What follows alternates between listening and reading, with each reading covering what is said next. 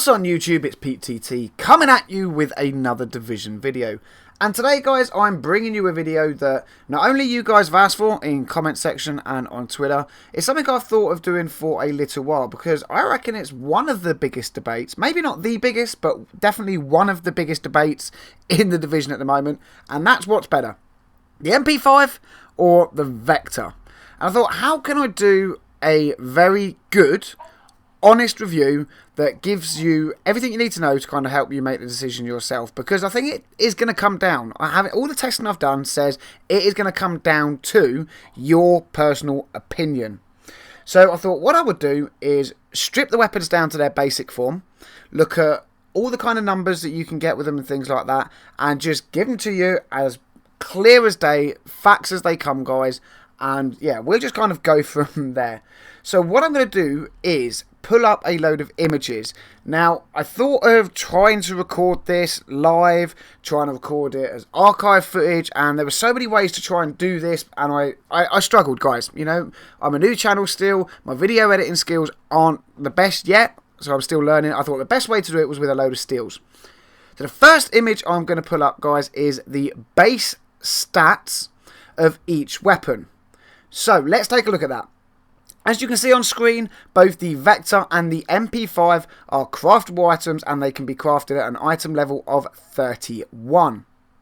Now, when it comes to damage, the Vector can be crafted between the ranges of 9,131 and 10,167 on the damage.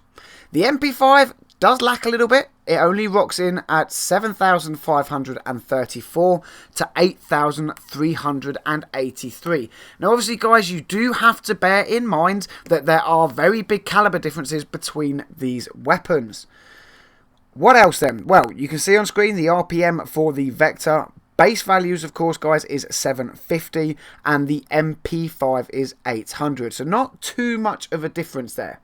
However, when you start banging on high-end extended magazines, I know personally I put my Vector up to just over 900, but my MP5 goes to like 1,000 and something. So you really can play with these numbers quite a bit.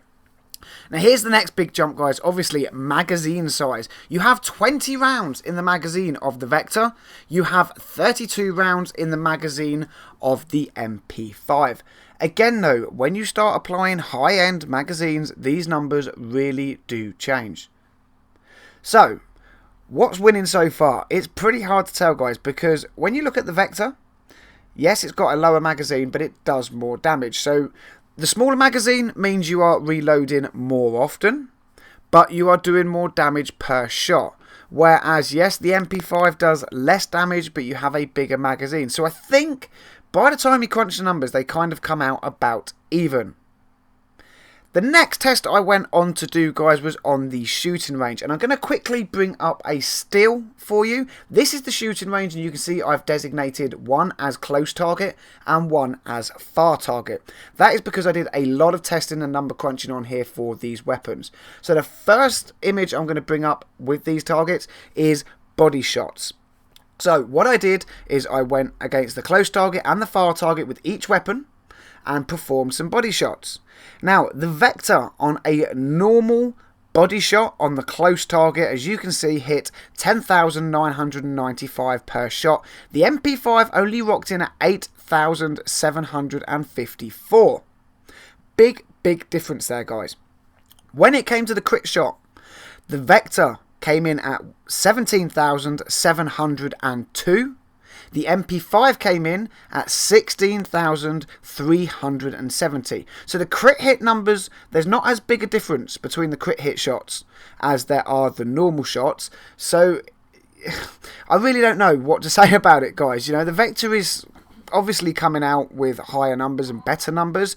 There's a bigger difference between the normal shot on the Vector and the MP5 compared to the crit shot.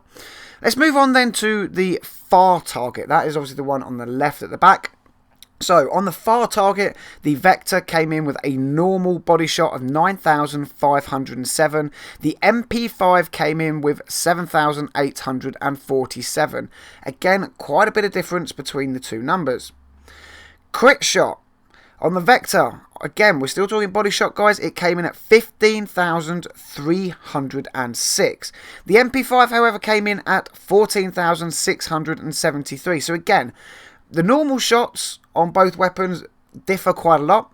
The crit shots, however, don't seem to change too much. Yes, there's a difference, but it's not as big a difference as, say, the normal shots. The very next test I did, guys, after the body shots was the headshot test. So, the next still shall come up now, and we shall look at these numbers. So, close target again on headshots. A normal headshot for the Vector came in at 16,492, whereas the MP5 came in at 13,131.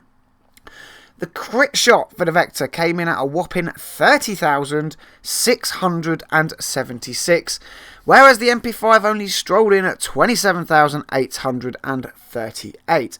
Again, the numbers actually kind of look a little bit different here. I think that's because obviously the targets are a little bit further away and the numbers are higher, but you can still see the difference as with the closer targets as well, guys, that the Vector actually is rocking out on top. So let's move and take a look at the far target then. On a normal shot, headshot, the Vector came in at 14,230. Whereas the MP5 came in at a mere 11,748.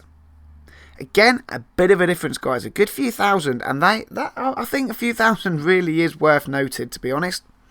Looking at the crit shots then, the Vector came in with 22,905 versus the MP5's 21,970. Okay, that was the hard bit done, guys. Let's try and come up with a winner then, because it is pretty hard, you know. On the numbers value, the Vector is clearly the better weapon, but when you look at actual usability, when you're only taking out one enemy in a magazine before you have to reload, which is pretty much what you do with a Vector. Maybe you can get two if you've got a good high-end extended magazine on, then you can get through two. Versus the 3 or 4 you can actually take out with the MP5 before the need to reload. It comes down to a really, really hard choice, guys, because do you go for the damage of the Vector and deal with the fact you need to obviously pop into cover and reload a little bit more, or do you go for the MP5 and be able to gun down more enemy before the need to reload? I think if you are going to be running and gunning, you know, SMG backed up with, say, like a shotgun or an assault rifle or something like that, and you really are a run, gun, push, fast-paced player, then I've got to be honest, I think the MP5 is going to be better for you. If you're a player like myself, I spent the last week and a half, 2 weeks trying to play with both weapons to make a good judgment. But if you play like myself and my teammate Azza, where you run an SMG normally backed up with a marksman rifle, then I think the Vector is going to be your choice, because you've got your marksman rifle for the long engagements. When you are pushing up on a target, the fact that the Vector has the higher damage, that is definitely going to be in your favour, and it is what I like to run.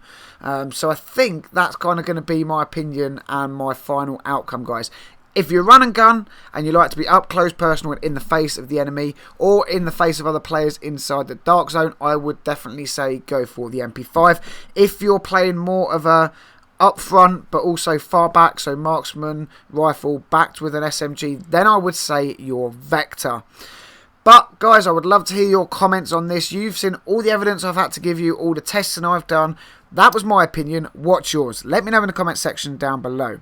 As always, give me a thumbs up if you liked the video. If you didn't, give me a thumbs down. This is kind of a new thing, trying to do a video like this, guys. Not only have I done a lot of research on this, trying to work out how to bring it to you. Like I said, it posed a few headaches, but I think it's come out quite well. I like the video. I hope you guys do as well. If you're new to the channel and you haven't subscribed yet, then do make sure to do so, because there's plenty more Division videos coming your way. And as always, guys, thank you very much for watching. Until the next video, I shall catch you all soon.